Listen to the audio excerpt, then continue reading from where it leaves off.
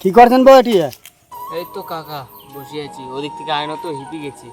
তোরা জানেন না এই জায়গাটা খারাপ, খুব ভয়ঙ্কর ভয়ঙ্কর জিনিস বাড়ায়। ও জানি হারাও, হিপি গেছি তো বসে আছি তার জন্য। ও এই ব্যাপার, তো যা হোক এনে থাকিয়ে নেবো। ইঞ্জির কেন ঘাড় ধার দিয়েছেন বো?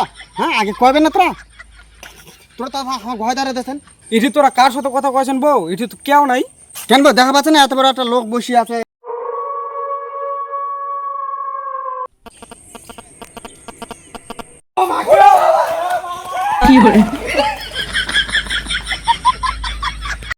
ও কাকা কও।